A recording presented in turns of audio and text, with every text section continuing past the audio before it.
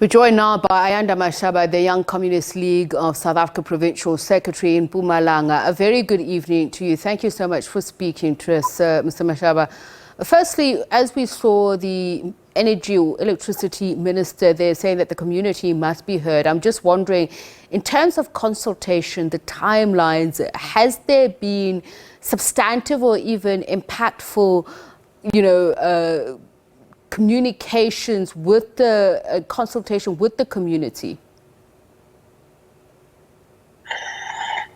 Good evening to you and your viewers at home. It is also our concern as the Young Communist League of South Africa, in particular in Mpumalanga, that process of consultation and transparency has not been there.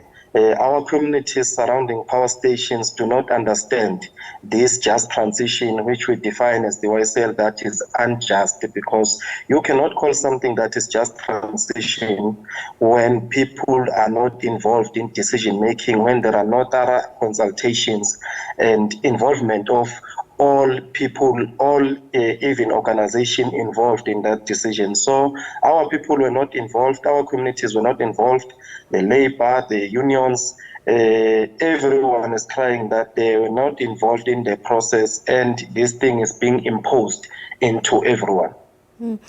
Now, according to the understanding that government has been communicating, is that there was a comprehensive plan that involved unions and the employee or the employers, just in terms of Komati plant itself, saying that there'll be a combination of measures, including referring or transfers to other ESCOM projects and operations. Has this happened at all?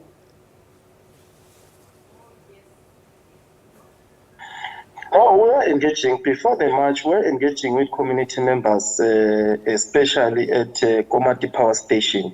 Around the community that are surrounding Komati Power Station. We're engaging with them. That town is being turned into a ghost town.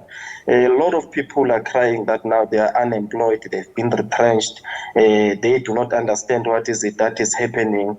There are serious issues there in Komati Power Station and the surroundings. The small businesses are no longer operating. Taxi industry is also crying. Everyone is crying because there were no consultations. They were not involved in decision making. Some of the mines that were feeding the power station are already closed as well. So there is a crisis. So it is for that reason we continue to urge our government that there must be an alternative. At least if you introduce a new system, you must have a proper plan in place which will be an alternative, because we are sitting with a crisis of unemployment. So we cannot create another crisis of unemployment and add to that. So our people are not involved in decision making. Our people, our communities, the stakeholders that worked with that power station were never involved in this process. So they are there, we engage them, they are stranded, they are left stranded in Komati. And what about promises of skills transfer, incubation support or business development, as you mentioned, small businesses themselves?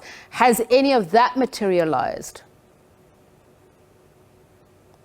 None has materialized because it is what we are questioning. It is what we are questioning, and we are waiting for the responses in 14 days from the minister, and we are hoping that we are going to have a session with him, because he is also agreeing with us that in the manner in which this process is being introduced, it's unfair to the community, it's unfair to small businesses around the areas where our power station are situated. So we are waiting for him so that they can also tell us their alternatives plan on how are they going to take care of small businesses, people who are being retrenched, our workers who are being retrenched, everyone who was benefiting from the power station.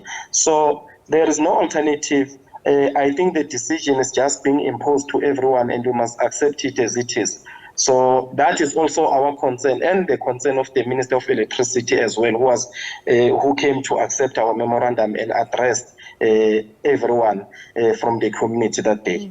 What do you foresee as the projections going forward if the situation, the status quo remains? Because I understand that the decommissioning and planning phase will take something between 4 and 5 years, including a 1.5-year preparatory phase. So it could be a long time coming if promises, commitments are not met for community members who you say are now unemployed, and even just entrepreneurs around the Komati plant.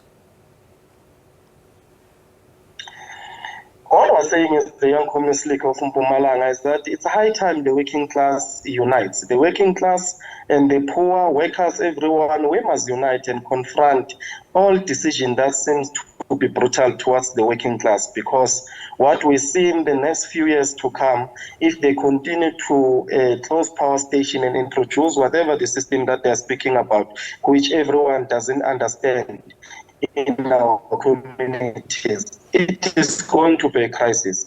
And we call upon the ANC-led government to wake up, because this is going to, it's just a process of shifting the ANC from power. It's a process of shifting the ANC from power. It's a process that undermines the rights of our people. So we must protect ourselves. We must unite. The working class must unite and protect itself from this brutality. There are many decisions now that are taken, especially by government, which seems to be very brutal towards the working class. It's high time that we wake up and unite and make sure that we confront ideas of capitalists head-on, because if we do not challenge these things, we are in crisis. We are sitting with a high rate of unemployment, and there are decisions that are being taken, reckless decisions which are taken by the government.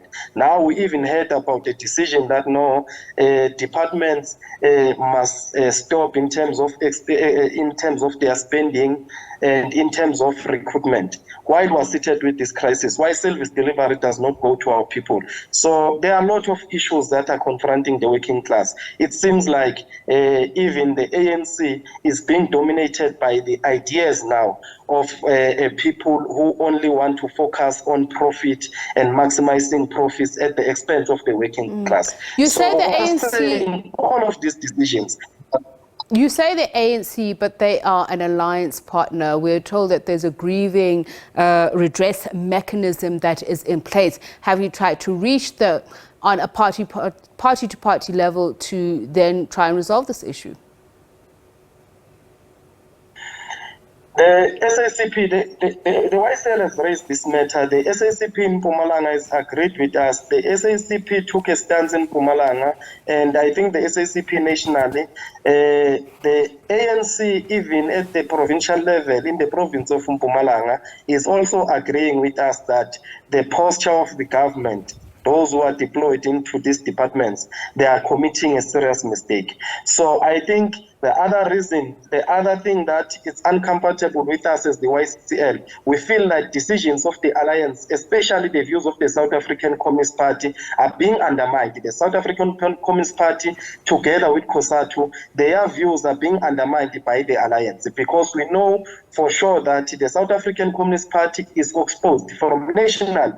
It is opposed to this decision. COSATU from nationally to the provincial level, we're together with them, including the African National Congress and the ANC Youth League. So we feel like there is a problem now to those who are deployed into government, who are continue to undermine the decision of the alliance. So that's the other problem that we're facing.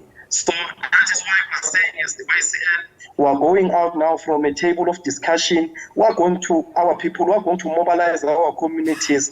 The following program is that we are going to, before December, we are going to call everyone who's affected. We are going to call a provincial symposium where we are going to discuss in a roundtable discussion with everyone who is included. We feel that they have a role to play here to have a proper discussion about this. But we'll continue to mobilize our people to fight against this posture of the government. All right, thank you so much for speaking to us. Ayanda Mashaba of the Young Communist League. We're going to take a quick break here on the Late Edition. Do stay with us. This is SABC News Channel.